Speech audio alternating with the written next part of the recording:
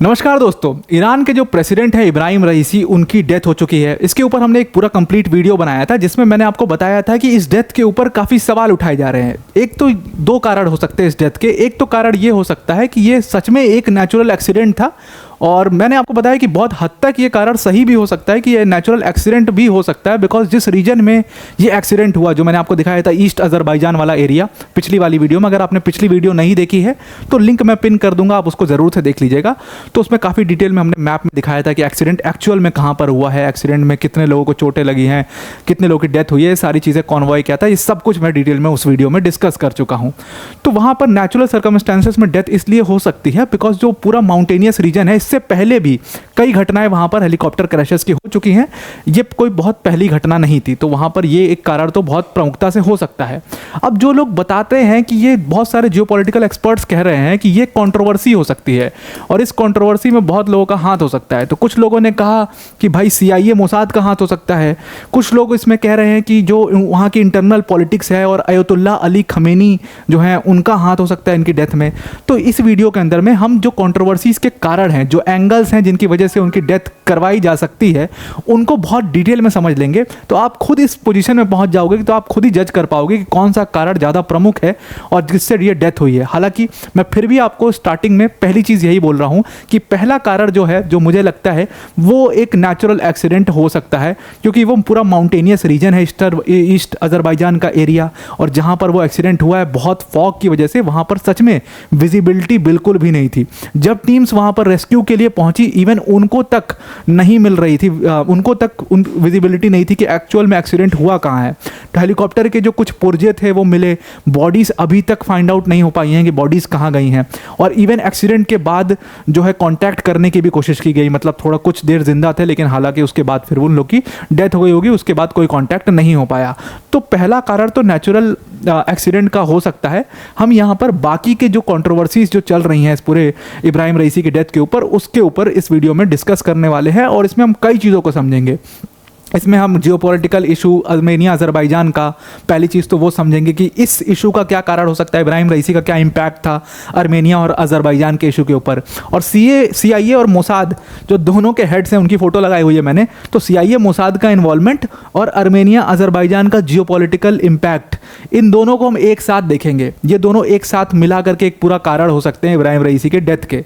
दूसरा कारण इसमें हो सकता है वहाँ की इंटरनल पॉलिटिक्स, जिसका नाम बहुत सारे जियोपॉलिटिकल एक्सपर्ट्स बता रहे हैं कि अयतुल्ला अली खमेनी जो वहाँ के सुप्रीम लीडर हैं, उन्होंने ही शायद इनको मरवा दिया। तो इसको हम सबको डिटेल में डिस्कस करेंगे, सब कुछ फैक्ट्स के बेसिस पर देखेंगे।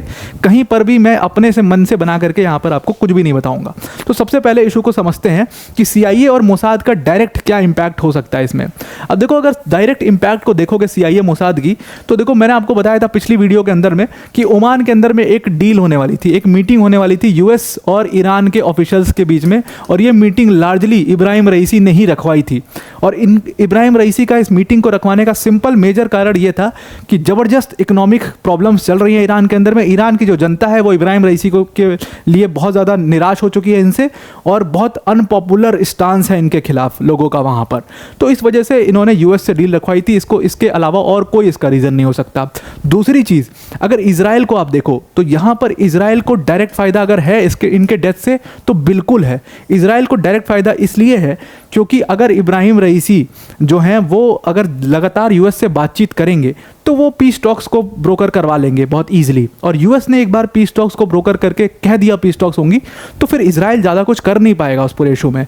और इजराइल के अंदर मैंने बताया कि वहाँ की भी इंटरनल पॉलिटिक्स हावी है, तो वहाँ बेंजामिन नेतन्याहू के लिए डेस्परेटली इस वॉर को जीतना बहुत ज़रूरी है, और वो एकदम वर्ज पे हैं इस वॉर को जीतने के। तो अभी वो नहीं चाह सकते कि इब्राहिम रईसी कुछ भी ऐसा काम करें जिसकी वजह से उनका ये जो अपना वो सपना है दोबारा से प्राइम मिनिस्टर बनने का, वो सपना खराब हो जाए। तो ये एक पॉसिबल कारण हो सकता है। लेकिन अगर US की इसमें माने, तो US का इसमें कोई इन्वॉल्वमेंट नहीं दिख रहा है, ना CIA का इसमें कोई इन्वॉल्वमेंट है। इजराइल की बात करें तो yes, Israel can be involve, can not be involve. Can not इसलिए बोल रहा हूँ मैं, बिकॉज अगर इजराइल की आप सिचुएशन देखो, तो Israel is on the verge of, मतलब एंडिंग हमास, ख़त्म करने वाले एकदम हमास को। तो वो क्यों ऐसा कुछ करेंगे जिसकी वजह से ये पूरी चीज़ें जो हैं वो एस्केलेट हो जाएं और पूरी तरीके से ईरान डायरेक्टली इसमें इन्वॉल्व हो जाए। तो इसलिए कहा यह जा रहा है कि इजराइल मे और मे नॉट, और इजराइल की ना एक थ्योरी भी रही है एम्बिग्विटी की, वो कोई भी ऐसी घटना करता है तो ना वो उसको एक्सेप्ट करता है कि हमने किया है, ना वो उसको पूरी तरीके से इनकार करता है कि हमने नहीं किया है। ठीक यही चीज़ ईरान वाले इशू में हुआ था, जब ईरान के एम्बेसी पर अटैक हुआ था सीरिया में, तो वहाँ भी एम्बिग्विटी थी कि भाई इजराइल ने किया है कि नहीं किया। वो तो कहो कि फाइटर जेट्स जो थी उनको देख लिया गया था, पहचान लिया गया था कि तो इजराइल की फाइटर जेट्स है, तो इस वजह से इजराइल उसमें पकड़ा गया था। तो एम्बिग्विटी की जो थ्योरी है इजराइल की वो हमेशा से रहती है, इसमें भी वो एम्बिग्विटी बनाए हुए हैं। तो एक तो पॉसिबल ये डायरेक्ट कारण हो सकता है, लेकिन इनडायरेक्ट कारण को आप जरूर से समझना। अब ये आर्मेनिया और अजरबैजान का जो इशू है, लार्जली ये इशू जो है ये मिडिल ईस्ट की पॉलिटिक्स को यानी कि जियो पॉलिटिक्स को डिफाइन करता है। कैसे डिफाइन करता है?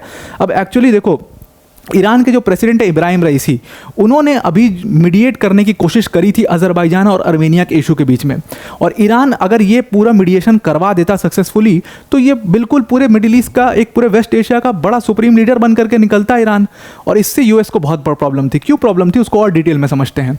अब अगर आप देखोगे मैप के थ्रू तो आर्मेनिया अजरबैजान का मैप है ये, और आर्मेनिया अजरबैजान के मैप में ये जो येलो कलर का हिस्सा आपको बीच में दिख रहा है, आपको पता भी होगा ये नगोर्नो काराबाख का रीजन है, और जो काराबाख का रीजन है इसको लेकर के कई सालों से जो है वो इन आर्मेनिया और अजरबैजान के बीच में युद्ध चल रहे हैं। अब ये जो युद्ध है ये अभी तक 2 बार हो चुके हैं, 2020 में भी रिसेंटली हुआ था जिसमें इंडिया ने आर्मेनिया को हेल्प करा था। अब इंपॉर्टेंटली आप समझना इस बात को, बहुत बड़ी आयरनी आपको दिखेगी कि अजरबैजान जो है ये एक शिया मुस्लिम देश है, मतलब शिया मुस्लिम्स जो है वहाँ पर बहुतायत में है, 60% पॉपुलेशन है इनकी, और ये इनको सपोर्ट कौन करता है अजरबैजान को इस पूरे नगोर्नो काराबाख के इशू में? इनको सपोर्ट करता है इजराइल और इनको सपोर्ट करता है यूएसए। अब दूसरी तरफ है आर्मेनिया। आर्मेनिया को सपोर्ट कौन कर रहा है?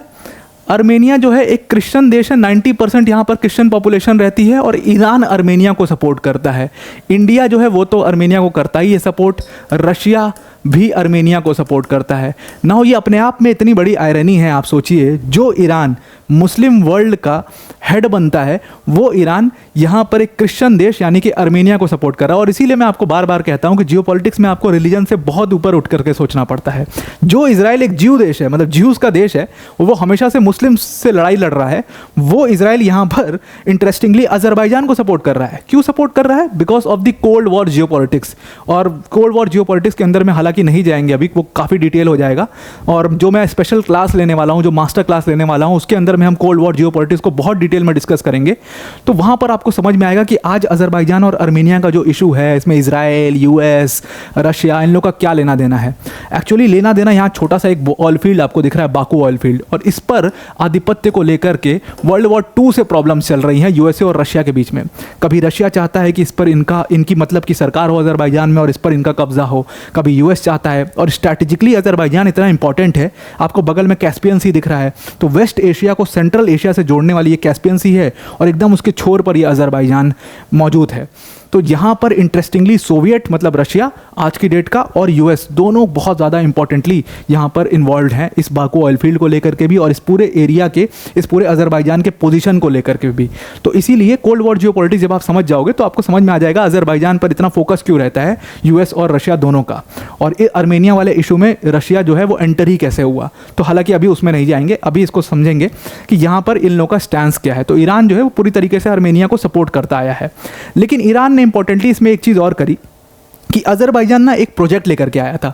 उस प्रोजेक्ट का नाम था, वो एक बेसिकली रेल कॉरिडोर बना रहा था पूरा थ्रू रशिया। ये रेल कॉरिडोर आप देख रहे हो अपने मैप पर, ये थ्रू रशिया आ रही है, थ्रू अजरबैजान, यहाँ पर बाकू ऑयल फील्ड भी इसमें कनेक्टेड है, और इससे कनेक्ट करके अजरबैजान बिल्कुल अपनी बाउंड्री से इसको ले करके जा रहा है आर्मेनिया तक। तो ये रेल कॉरिडोर आर्मेनिया, अजरबैजान और रशिया को पूरी तरीके से कनेक्ट कर देगा। तो इससे अब इसमें रशिया का बहुत बड़ा रोल ये था कि अगर ये रेल कॉरिडोर बन गया तो रशिया का इसमें बहुत फ़ायदा होगा, क्योंकि ये ओल्ड सोवियत रेलवे लाइन कही जाती थी इसको। जब अजरबैजान ये सब एरिया जो है वो रशिया के अंदर में आया करते थे तो कहा जाता था ये ओल्ड सोवियत रेलवे लाइन है, और ये ओल्ड सोवियत रेलवे लाइन एक बहुत बड़ा मैग्नानिमस प्रोजेक्ट था जो रशिया बनाना चाहता था। और इसके थ्रू एक काम और होगा कि अजरबैजान और आर्मेनिया का आपस का जो इशू है वो भी सॉल्व हो जाएगा। अब अजरबैजान को प्रॉब्लम क्या थी कि ये जो रेलवे लाइन वो बना रहा था, वो रेलवे लाइन में आपको थोड़ा सा मैप के थ्रू समझाने की कोशिश करता हूँ। यहाँ पर आप अजरबैजान की टेरिटरी देख रहे हो, और ये बीच की जो टेरिटरी है ये आर्मेनिया की टेरिटरी है। ठीक है। और ये अज़रबैजान की फिर से यहाँ पर टेरिटरी है, तो ये वाला रीजन ये अज़रबैजान के मेन लैंड से कनेक्टेड नहीं है, क्योंकि बीच में आर्मेनिया आ जाता है। अब जो ये रेलवे लाइन बन रही है वो एक्चुअली में अलोंग दी आर्मेनिया बॉर्डर बन रही है। तो ये वाला जो रीजन है जो कि आर्मेनिया का ईरान से टच होता है, ये रीजन के अलोंग जब रेलवे लाइन बन जाएगी तो ईरान का जो बॉर्डर लगता है आर्मेनिया के साथ में वो पूरी तरीके से डिटैच हो जाएगा। तो इसी वजह से ईरान काफ़ी नाखुश था इस रेलवे लाइन के प्रोजेक्ट को लेकर के, इस रेल कॉरिडोर के प्रोजेक्ट को लेकर के। दूसरी तरफ यूएसए और इजराइल भी काफ़ी नाखुश थे कि अगर अज़रबैजान ये रेलवे प्रोजेक्ट रशिया के साथ मिल करके बना लेगा तो यूएस का जितना से है मिडिल ईस्ट में, क्योंकि अज़रबैजान एक बहुत बड़ा यूएस के से के लिए अज़रबैजान बहुत इंपॉर्टेंट है पूरे मिडिल ईस्ट में, तो यूएस की जो से है, जो रेलेवेंस है मिडिल ईस्ट में, वो ख़त्म हो जाएगी पूरी तरीके से। और ये इतना इंपॉर्टेंट जगह है क्योंकि ये कैस्पियन सी के बिल्कुल छोर पर पड़ता है, तो यूएस यहाँ से बिल्कुल भी हटना नहीं चाहता है। तो एक तरफ यूएस इजराइल और दूसरी तरफ ईरान, ये दोनों नहीं चाहते थे कि ये रेलवे लाइन बने। उसके बाद इंटरेस्टिंगली क्या हुआ कि साल 2020 में एक दूसरा काराबाख वॉर हो गया, सेकंड काराबाख वॉर, और उसकी वजह से क्या हुआ, सेकंड काराबाख वॉर की वजह से ये रेलवे लाइन का प्रोजेक्ट ठप पड़ गया और पूरी तरीके से बंद हो गया। अब इंपॉर्टेंटली फिर उसके बाद रशिया भी वॉर में आ गया, तो खैर बनने का तो कोई चांस ही नहीं है। अब उसी टाइम पर ईरान ने एक बहुत बढ़िया मास्टर गेम खेला, उन्होंने अज़रबैजान के साथ टॉक्स की थ्रू रशिया, और अज़रबैजान के साथ टॉक्स करके जो आर्टिकल मैंने आपको दिखाया वो सामने आपके आया। उन्होंने कहा, ईरान के प्रेसिडेंट ने, इब्राहिम रईसी ने, अपने इम्पैक्ट को अज़रबैजान पे ज़्यादा बढ़ाने के लिए कि हम आपके बीच में एक सुलह करवाना चाहते हैं, पीस टॉक करवाना चाहते हैं एक साथ बैठ करके, लेकिन ये जो पीस टॉक होगी इसमें कोई भी फॉरेन पार्टनर नहीं होगा। ये पीस टॉक जो हम करवाएंगे ये हम 3+3 फॉर्मेट में करेंगे। 3+3 फॉर्मेट का मतलब क्या था कि इस पूरे रीजन के अंदर में जो जो कंट्रीज़ हैं, कौन कौन सी कंट्रीज़ हैं यहाँ पर कंट्रीज़ हैं आर्मेनिया, उसके सामने आपको दिख रहा है अज़रबैजान, इन दोनों का इशू है। उसके ऊपर आपको रशिया दिख रहा है, बगल में यहाँ पर जॉर्जिया दिख रहा है। जॉर्जिया भी पहले आर्मेनिया अज़रबैजान के साथ इश्यूज़ में था, लेकिन अब उसने वापस हट लिया इस इशू से। और साथ में आपको यहाँ टर्की दिख रहा है, नीचे ईरान दिख रहा है। तो 3+3 फॉर्मेट हो गया यही कि बस ये 6 कंट्रीज़ जो हैं यही पीस टॉक्स में बैठेंगी, बाकी जिनका कोई लेना देना नहीं है इस पूरे रीजन से, जैसे कि यूएस, जैसे कि इजराइल, उनका कोई लेना देना नहीं होगा इस पीस टॉक में। अब इसकी वजह से ईरान से मेजर प्रॉब्लम हुई थी यूएसए को ये लग रहा था कि ईरान उनका जो रेलेवेंस है इस पूरे एरिया में उसको ख़त्म करने की कोशिश कर रहा है। तो एक तो रेलवे कॉरिडोर उनके लिए बहुत बड़ा घटना थी, और दूसरा ये 3+3 फॉर्मेट उनके लिए बहुत बड़ी घटना थी। और इंपॉर्टेंटली अज़रबैजान के जो प्रेसिडेंट थे वो भी रेडी थे 3+3 फॉर्मेट टॉक्स के लिए। और जो अभी विजिट किया था इब्राहिम रईसी ने अज़रबैजान के प्रेसिडेंट के पास, वो भी इसी चीज़ को लेकर के विजिट किया था कि इस 3+3 फॉर्मेट को आगे बढ़ाते हैं, दूसरी इसकी मीटिंग करते हैं। ऑलरेडी 2 मीटिंग्स इस पूरे टॉक्स की हो चुकी थी, पीस टॉक्स की, तो इससे यूएस बहुत नाखुश था। तो अगर रीज़न हो सकता है इब्राहिम रईसी की डेथ का, अगर उसमें CIA इन्वॉल्व है, उसमें मोसाद इन्वॉल्व है, तो ये 3+3 फॉर्मेट टॉक्स उसका बहुत बड़ा कारण हो सकते हैं। तो ये तो एक रीज़न हो गया। अब ये आपको डिसाइड करना है कि ये कंट्रोवर्सी इतनी लार्जली मतलब हो सकती है कि नहीं, इसमें क्या CIA ने सच में किया होगा, तो ये आप डिसाइड कर लो। मैंने आपको फैक्ट्स बता दी कि चल क्या रहा था और किस पॉलिटिक्स की वजह से उनकी डेथ करवाई जा सकती है। अब आते हैं दूसरे वाले कारण पर, यानी कि इंटरनल पॉलिटिक्स के ऊपर में। अब अगर इंटरनल पॉलिटिक्स की बात करें तो सबसे पहले आपको ईरान का थोड़ा सा पॉलिटिकल सिस्टम समझना होगा, उसके बाद आपको इंटरनल पॉलिटिक्स समझ में आएगी एग्जैक्टली हुआ क्या है। अब एग्जैक्ट जो ईरान के अंदर में सबसे ज़्यादा पावरफुल आदमी होता है वो होता है सुप्रीम लीडर, जो कि हैं अभी अयतुल्ला अली खोमेनी। और अयतुल्ला अली खोमेनी जो है वो अभी सुप्रीम लीडर हैं। और सुप्रीम लीडर के बाद जो सबसे ज़्यादा पावर होती है वो होती है प्रेसिडेंट के पास, जो कि इब्राहिम रईसी थे। अब सुप्रीम लीडर और प्रेसिडेंट में फ़र्क क्या है कि जो सुप्रीम लीडर है वो ultimate head of the state है, और जो प्रेसिडेंट है वो स्टेट ऑफ द गवर्नमेंट है, ठीक है। लेकिन इंटरेस्टिंगली इस पूरे पॉलिटिकल सिस्टम में प्रेसिडेंट और सुप्रीम लीडर के बीच में एक इंपॉर्टेंट चीज़ आती है जिसको हम कहते हैं गार्जियन काउंसिल। और ये गार्जियन काउंसिल 12 मेंबर्स की काउंसिल होती है जो कि प्रेसिडेंट इलेक्शन के ऊपर निगरानी रखती है। मतलब उनका काम क्या होता है, प्रेसिडेंट इलेक्शन को कंडक्ट करवाना। प्रेसिडेंट इलेक्शन के लिए चुनाव लड़ेगा कौन ये भी वही डिसाइड करते हैं। जैसे मान लो 500, जैसे 2021 में जो प्रेसिडेंट इलेक्शन हुए थे ईरान के अंदर में, उसमें 500 कैंडिडेट्स ने अपना नॉमिनेशन दिया था। तो उन 500 कैंडिडेट्स में से 7 लोगों को चूज़ किया गया चुनाव लड़ने के लिए, तो वो 7 लोगों को गार्जियन काउंसिल चूज़ करता है। इसलिए गार्जियन काउंसिल का बहुत इंपॉर्टेंट माना जाता है, इसको बहुत इंपॉर्टेंट ईरान के पॉलिटिकल सिस्टम में। अब गार्जियन काउंसिल में टोटल टोटल 12 मेंबर होते हैं, 6 तो डायरेक्ट सुप्रीम लीडर चूज कर लेते हैं और बाकी के 6 जो हैं वो चीफ जस्टिस ऑफ ईरान यानी कि CJI चूज़ करते हैं कि बाकी के 6 मेंबर्स कौन होंगे, और वो 6 मिलाकर के 12 मेंबर जो हैं वो गार्जियन काउंसिल बनाते हैं और वो 12 मेंबर सेलेक्ट करते हैं कि प्रेसिडेंट के लिए चुनाव लड़ेगा कौन। और प्रेसिडेंट का डायरेक्ट इलेक्शन होता है, तो ये वोटर डायरेक्ट वोट देते हैं वोट, और उसके बाद प्रेसिडेंट चूज़ होते हैं। ठीक उसी तरीके से पार्लियामेंट का भी डायरेक्ट चुनाव होता है, 290 मेंबर इसमें सेलेक्ट होते हैं, लोग डायरेक्ट वोट देते हैं इसके लिए भी। और एक होती है असेंबली ऑफ एक्सपर्ट्स, ये 86 मेंबर्स की टीम होती है जो कि डायरेक्ट सुप्रीम लीडर को सजेस्ट करती है, उनके अंडर में काम करती है। इसको भी डायरेक्ट वोट से चूज़ किया जाता है। तो इंपॉर्टेंटली यहाँ पर अगर सुप्रीम लीडर के बाद सबसे इंपॉर्टेंट जो पोजीशन देखोगे वो गार्जियन काउंसिल की इलेक्शन के टाइम पर हो जाती है, और वैसे तो प्रेसिडेंट के हाथ में सब कुछ रहता है। अब आप कंट्रोवर्सी समझिए कि इंटरनल पॉलिटिक्स चल क्या रही थी। तो इंटरनल पॉलिटिक्स को समझने के लिए आपको वक्त में थोड़ा पीछे जाना पड़ेगा। ईरान में 1979 में रिवॉल्यूशन होता है और उसके बाद सुप्रीम लीडर बनते हैं रुहुल्ला खोमेनी। ये रुहुल्ला खोमेनी है, 79 में ये सुप्रीम लीडर बनते हैं और ईरान के पहले सुप्रीम लीडर बनते हैं। ईरान के जो पहले सुप्रीम लीडर थे Ruhollah Khomeini ultra conservative leader थे, बहुत बड़ा इनका नाम था ईरान के अंदर में, और जो पूरी लेगेसी चेंज हुई थी ये हमेशा चाहते थे कि ये लेगेसी मेंटेन रहे, मेरी तरीके के जो अल्ट्रा कंजर्वेटिव लोग हैं वही पावर में आए। और जब ये अपना सुप्रीम लीडर थे साल 1981 के टाइम पर, इनके जो प्रेसिडेंट थे वो थे अभी जो सुप्रीम लीडर हैं वहाँ के, मतलब अयतुल्ला अली खोमेनी। ठीक है, तो ये शॉर्ट फॉर्म RKA याद रखिएगा, इससे आपको थोड़ा कन्फ्यूजन नहीं होगी। तो ये अयतुल्ला अली खोमेनी वहाँ पर उस समय 1981 में प्रेसिडेंट थे और 1989 में इनकी डेथ हो जाती है रुहुल्ला खोमेनी की। और उसके बाद सुप्रीम लीडर कौन बनता है 1989 में? 1989 में सुप्रीम लीडर बनते हैं अयतुल्ला अली खोमेनी।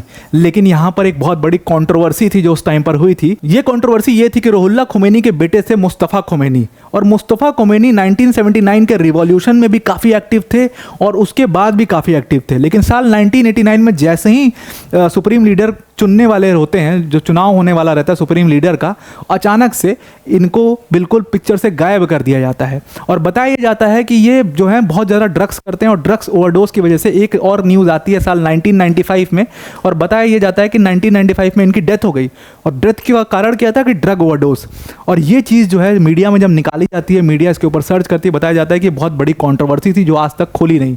तो इनके बेटे को एकदम से पिक्चर से गायब किया जाता है और उसमें नाम आता है अयतुल्ला अली खोमेनी का, कि इन्होंने सुप्रीम लीडर बनने के लिए उनके बेटे रुहुल्ला खोमेनी को गायब करवा दिया। हालांकि रुहुल्ला खोमेनी भी बहुत हद तक चाहते थे कि उनके बेटे मुस्तफ़ा खोमेनी उनकी लेगेसी संभाले, लेकिन ऐसा हो नहीं पाया। तो ये बिल्कुल हो गए पिक्चर से गायब और ये बन गए सुप्रीम लीडर। अब आती है लड़ाई प्रेसिडेंट के चुनाव की। अब जब तक ये थे अयतुल्ला अली खोमेनी, तो इसके पहले की टर्म की बात करते हैं। उस टाइम पे साल 2017 में प्रेसिडेंट थे यहाँ के ये हसन रूहानी, जिनको मैं पहले आपको दिखा रहा था। ये हसन रूहानी वहाँ पे प्रेसिडेंट है साल 2017 में, और उसी टाइम पर Ebrahim Raisi very close aide to Ayatollah Ali Khomeini, इनके सबसे खास लीडर माने जाते थे। ये पहले जुडिशरी में थे, कई सारे कोर्ट्स के ये जज रहे हैं, और इनको बुचर ऑफ तेहरान जो इजराइल का न्यूज़पेपर, जो US का न्यूज़पेपर कह रहा है, वो इसीलिए कह रहा है कि ये भी अल्ट्रा कंजर्वेटिव लीडर हैं। और जितना ये हिजाब वाला प्रोटेस्ट हुआ था वो इनके खिलाफ हुआ था, लॉ रिफॉर्म्स जो हुए थे वो इनके खिलाफ, इनके टाइम पर हुए थे। और जितने लोगों को वहाँ पर फांसी दी गई, बहुत बड़ी मात्रा में लोगों को फांसी दी गई, जो बहुत सारे एक्टिविस्ट थे उनको फांसी दी गई। क्लोज डोर्स में ये सारी प्रोसीडिंग्स जो करवाई जाती थी, कैमरे पर नहीं करवाई जाती थी, उसको क्लोज डोर्स में करवाई जाती थी। ये सारे नियम इनके टाइम पर ही बने थे ईरान के अंदर में, इसीलिए इनको बुचर ऑफ तेहरान कहते हैं वो लोग। तो इब्राहिम रईसी बहुत क्लोज थे अयतुल्ला अली खोमेनी के, वो चाहते थे कि ये प्रेसिडेंट बने। साल 2017 में चुनाव भी लड़ते हैं, लेकिन इब्राहिम रईसी चुनाव हार जाते हैं और हसन रूहानी चुनाव जीत जाते हैं। हसन रूहानी 2017 से प्रेसिडेंट बने रहते हैं, अपना 4 ईयर का टर्म जो है पूरा करते हैं, और उसके बाद इनका 8 साल पूरा हो जाता है। अब ईरान के अंदर में एक नियम है कि कोई भी 8 साल तक ही प्रेसिडेंट लगातार रह सकता है और 2 ही बार प्रेसिडेंट रह सकता है, उसके बाद उसको हटना होगा। तो इनका 8 साल का टर्म खत्म हो जाता है, नेक्स्ट टर्म के लिए ये कंटेस्ट नहीं कर रहे होते हैं, लेकिन नेक्स्ट टर्म में कंटेस्ट करते हैं सदकानी। ये इनके बहुत क्लोज एड रहते हैं हसन रूहानी के। तो हसन रूहानी के क्लोज एड जो है सदकानी, और वो रहते हैं, और हसन रूहानी का जो बहुत चांसेस ये रहता है कि ये सुप्रीम लीडर ये बनेंगे। लेकिन अयतुल्ला अली खोमेनी चाहते हैं कि ये सुप्रीम लीडर बने, इब्राहिम रईसी। तो लेकिन सुप्रीम लीडर बनने के लिए पहले इनको प्रेसिडेंट बनना होगा। तो साल 2021 में प्रेसिडेंट का चुनाव लड़ते हैं, और उस समय पर साल 2017 में अयतुल्ला अली खोमेनी जो है इनको चीफ जस्टिस ऑफ ईरान भी बना देते हैं। अब आप यह ध्यान रखिएगा कि चीफ जस्टिस ऑफ ईरान जो है वो काउंसिल में 6 मेंबर्स सेलेक्ट करके भेजता है। तो 6 मेंबर्स इन्होंने सेलेक्ट करके भेजे होंगे और 2021 में वही 6 मेंबर जो हैं वो चूज़ कर रहे होंगे किसको चुनाव लड़वाया जाए प्रेसिडेंट का। तो 500 कैंडिडेट्स ने अपना फॉर्म भरा था, उसमें से सिर्फ 7 लोगों को सेलेक्ट किया गया था, उसमें से एक इब्राहिम रईसी थे। और सदकानी जो कि बहुत बड़े प्रोविंशियल मतलब कैंडिडेट माने जा रहे थे प्रेसिडेंशियल इलेक्शन के, इनकी काफ़ी पॉपुलैरिटी थी, इनका नॉमिनेशन ही कैंसिल कर दिया जाता है, तो ये चुनाव ही नहीं लड़ पाते हैं। तो इब्राहिम रईसी फाइनली 2021 में प्रेसिडेंट बन जाते हैं। लेकिन 2021 में प्रेसिडेंट बनने के बाद क्या हुआ, क्योंकि ये अल्ट्रा कंजर्वेटिव थे तो इनकी पॉपुलैरिटी ईरान के अंदर में, ईरान के हार्डकोर ऑर्थोडॉक्स जो ग्रुप है उसमें काफ़ी ज़्यादा बढ़ गए और कहीं ना कहीं ये ओवरशैडो करने लगे थे अयतुल्ला अली खोमेनी को। तो अयतुल्ला अली खोमेनी बाद में चल करके ऑर्डर्स ना मानना, हिजाब वाला जो पूरा प्रोटेस्ट हुआ था उसको लेकर के काफ़ी नाराज़ हो गए थे इब्राहिम रईसी थे। और इसी टाइम पर अयतुल्ला अली खोमेनी के बेटे जिनका नाम है मुजतबा खोमेनी, ये पिक्चर में आ जाते हैं साल 2015 के बाद ही, और 2015 के बाद एक्टिव पॉलिटिक्स में इंटरफेयर करने लगते हैं। हिजाब प्रोटेस्ट में भी काफ़ी ज़्यादा इन्होंने अपना रोल निभाया था और कहा जाता है कि हिजाब प्रोटेस्ट को पीछे से काफ़ी सपोर्ट किया था मुजतबा खोमेनी ने। और इसीलिए 2021 के बाद जब ये प्रेसिडेंट बनते हैं तो इनकी पॉपुलैरिटी काफ़ी कम होने लगती है और वहाँ पर मुजतबा खोमेनी की पॉपुलैरिटी लगातार बढ़ने लगती है। और बताया जा रहा था कि अगर अयतुल्ला अली खोमेनी वहाँ से सुप्रीम लीडर के पोस्ट से हटेंगे, क्योंकि वो बहुत बूढ़े हो चुके हैं, तो डायरेक्ट इब्राहिम रईसी वहाँ के सुप्रीम लीडर बनेंगे। लेकिन बीच में कौन आ रहा था, मुजतबा खोमेनी। अयतुल्ला अली खोमेनी पूरी तरीके से ये चाहते हैं कि उनके बेटे मुजतबा खोमेनी सुप्रीम लीडर बने, उनकी लेगेसी को संभालें। वही चीज़, सेम चीज़ जो उन्होंने यहाँ पर मुस्तफ़ा खोमेनी के साथ किया था, वही चीज़ इनके साथ ना हो जाए, इसीलिए कहा यह जा रहा है कि शायद इब्राहिम रईसी को रास्ते से बहुत क्लियरली, बहुत मतलब सोफिस्टिकेटेडली रास्ते से उनको इब्राहिम रईसी को हटा दिया गया है। तो ये पूरी कंट्रोवर्सी, ये पूरी इंटरनल पॉलिटिक्स ईरान के अंदर में चल रही है। वीडियो को एंड करने से पहले एक बहुत बड़ी अनाउंसमेंट है अनअकैडमी टीम की तरफ से, दैट अनअकैडमी टीम ने आपके लिए 1 घंटे का जियो पॉलिटिक्स के ऊपर लाइव मास्टर क्लास रखी है। ये मास्टर क्लास मैं ही लेने वाला हूं और इस मास्टर क्लास में, जो मैं आपको वीडियो में भी बोल रहा था कि हम कोल्ड वॉर जियो पॉलिटिक्स के ऊपर में डिस्कस करेंगे काफ़ी डिटेल में, और उस कोल्ड वॉर जियो पॉलिटिक्स की वजह से, इसके जो इवेंट्स की वजह से जो न्यू वर्ल्ड ऑर्डर में चेंजेस आए हैं उसको भी हम काफ़ी डिटेल में समझेंगे। उसके साथ साथ जियो पॉलिटिक्स से हम किस तरीके से जियो इकोनॉमिक्स पर शिफ्ट हुए हैं, जियो इकोनॉमिक्स का प्रेजेंट डे में क्या रेलेवेंस है, उसको भी डिस्कस करेंगे। तो ये सेशन जो है ये 21 मई को यानी कि कल 7 बजे शाम को लाइव किया जाएगा, जिसमें काफ़ी अच्छी इंटरेक्शन भी हम लोग आपस में कर पाएंगे। और अनअकैडमी प्लेटफॉर्म पर ये पूरा सेशन होगा, जिसका लिंक हमने आपको डिस्क्रिप्शन में दे दिया है। सिंपली जा करके फ्री ऑफ कॉस्ट इस क्लास के लिए रजिस्टर करिए। ऐसी कई सारी मास्टर क्लासेस आगे चल करके होंगी जिसमें हम आपको पूरा, समझ लो आप 1940 से स्टार्ट करेंगे जियो पॉलिटिक्स से और पूरा 2024 तक सब कुछ डिस्कस कर लेंगे। ऑब्वियसली ये एक मास्टर क्लास में पॉसिबल नहीं है, कई सारी मास्टर क्लासेस इसमें लगेंगी। तो आई होप आज का पूरा आर्टिकल आपको क्लियर हो गया होगा। आज के लिए इतना ही। Thank you and have a nice day.